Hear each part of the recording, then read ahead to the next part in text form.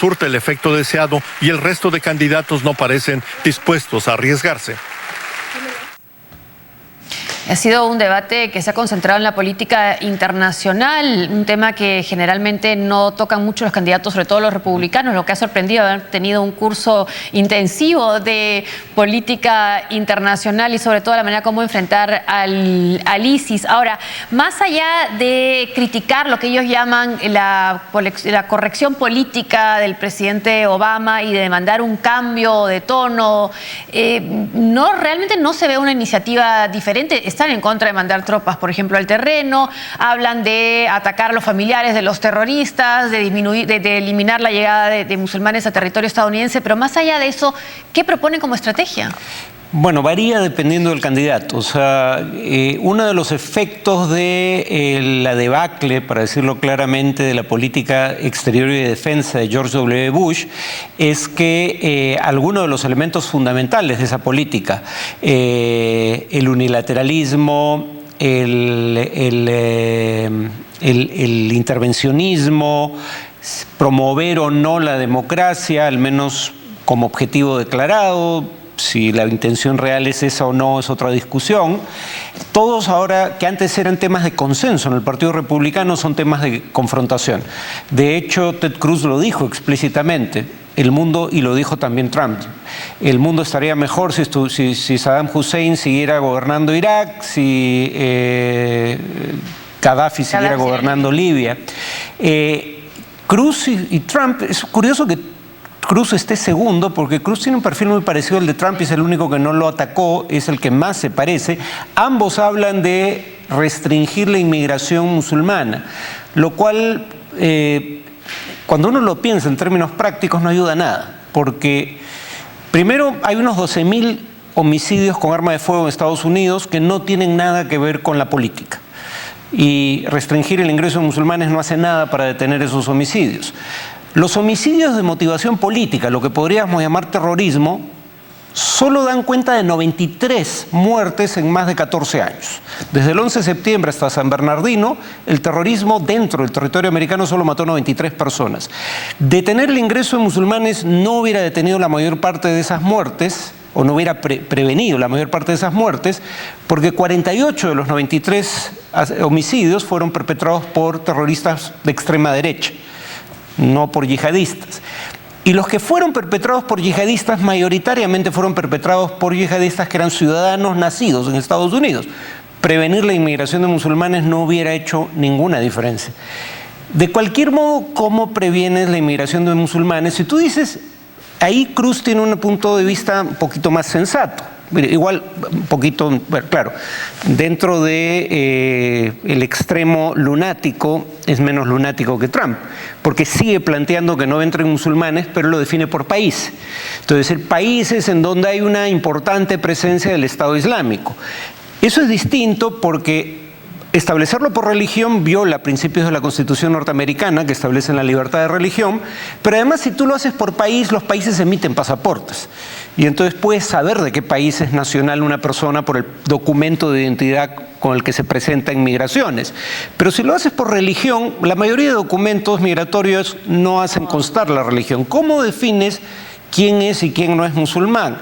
Entonces, en el fondo, la táctica de gente como Donald Trump es promover, igual que el Estado Islámico, dicho sea de paso, el odio y el temor hacia los musulmanes. Lo que tanto el Estado Islámico como Trump quieren es dividir a la sociedad entre una mayoría que tema a la minoría musulmana y una minoría musulmana que tema a la mayoría musulmana. Lo único que distingue a Trump del Estado Islámico es a cuál de esos polos quiere defender cada uno de ellos o presentarse como representante de ese polo. Veíamos este reportaje que hemos podido transmitir gracias a la cadena alemana Deutsche Welle. Ahora, pero en términos militares de cómo confrontar, cómo atacar al ISIS, rechazan mandar tropas al terreno por los desastres que han habido en Irak, pero también están en contra de lo que se llama el cambiar de régimen, lo que decías de Hussein o de Gaddafi. Entonces, más allá de en algunos casos un bombardeo exagerado, como propuso uno de los candidatos, ¿en qué se diferencian de lo que está haciendo actualmente Barack Obama?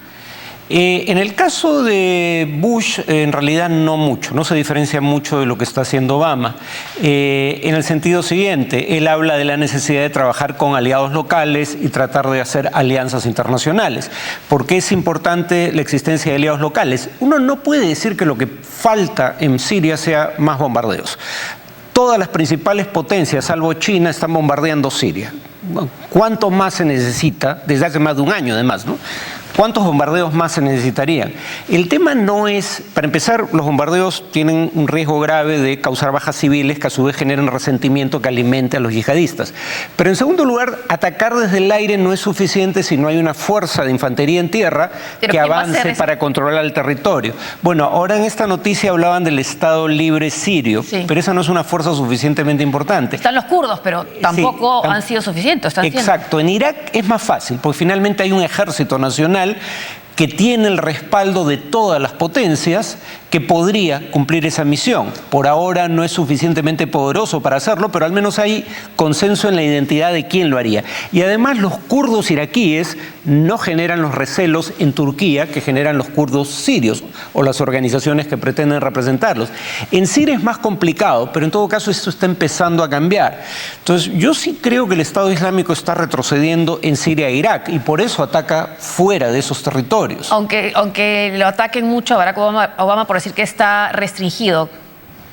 Contenido, dijo la palabra, pero fue contenido. Claro, lo que pasa es que su retroceso es muy lento.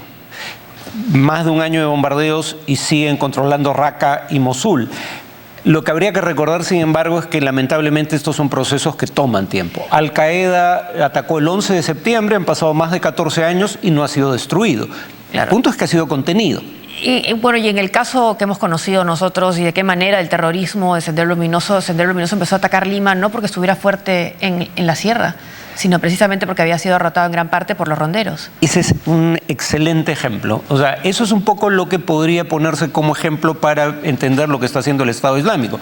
Sendero Luminoso fue más letal que nunca contra civiles, sobre todo en la capital, a medida que era más débil en la sierra, donde pretendió tener un ejército regular en algún momento, ¿no? Eso es en parte lo que está pasando con el Estado Islámico, solo que el equivalente a Lima sería en este caso París, Ankara, Egipto. El Sinaí.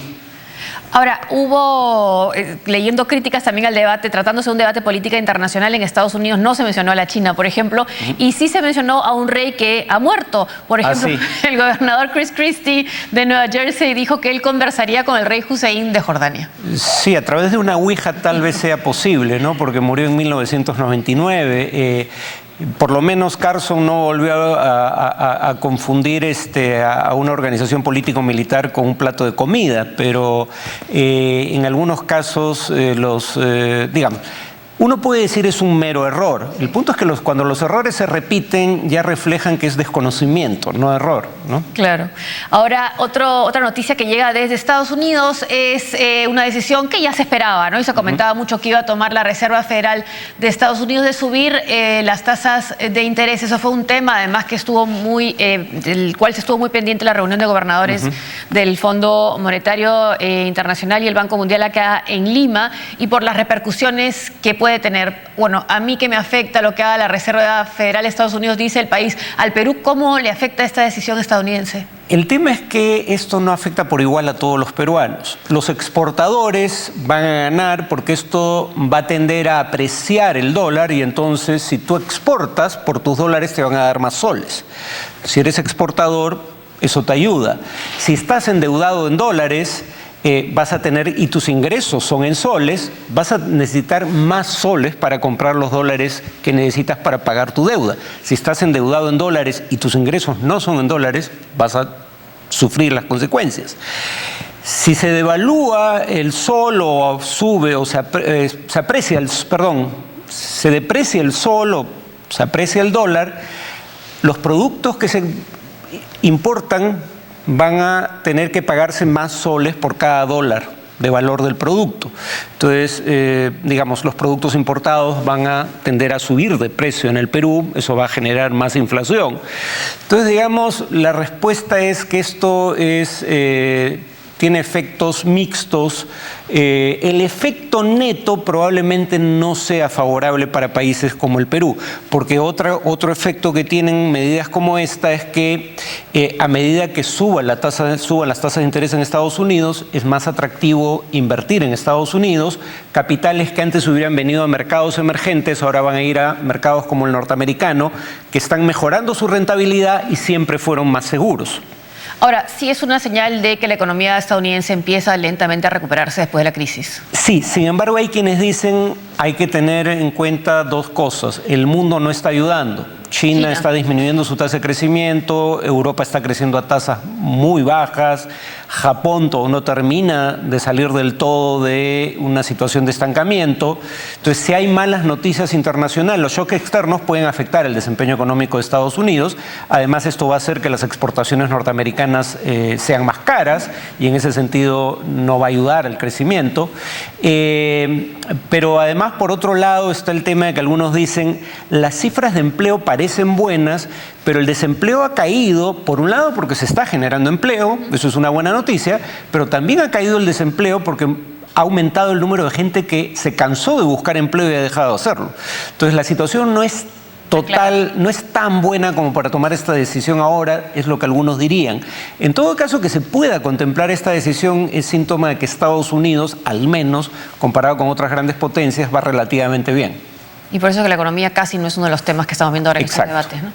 La Unión Europea busca un mayor control del área Schengen de libre circulación entre sus Estados miembros. Para ello triplicarán su gasto en la creación de una nueva Guardia Europea de Costas y Fronteras que sustituirá a la agencia Frontex. El nuevo organismo contará con mayores poderes como el mantenimiento de una fuerza de reacción rápida de 1.500 efectivos y para ello se destinará una financiación de 322 millones de euros en el 2020. Según la Comisión Europea, desde enero se reportaron 1,5 millones de entradas ilegales al continente, obligando a varios países del bloque como Alemania, Austria y Suecia a establecer provisionalmente los controles en sus fronteras interiores. Por ahora, el nuevo proyecto de la Unión Europea será evaluado por el Parlamento y el Consejo Europeo como Polonia y naciones como Polonia, que se oponen a reemplazar Frontex por una estructura independiente.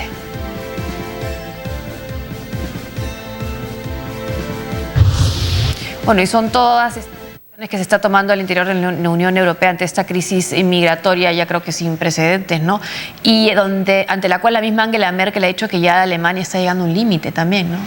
Bueno, esa es la forma en la que el proceso de integración ha tendido a avanzar históricamente, a trompicones. O sea, cuando surgía una crisis, se decía o retrocedemos en la integración y perdemos parte de lo obtenido gracias a ella, o avanzamos hacia niveles crecientes de integración.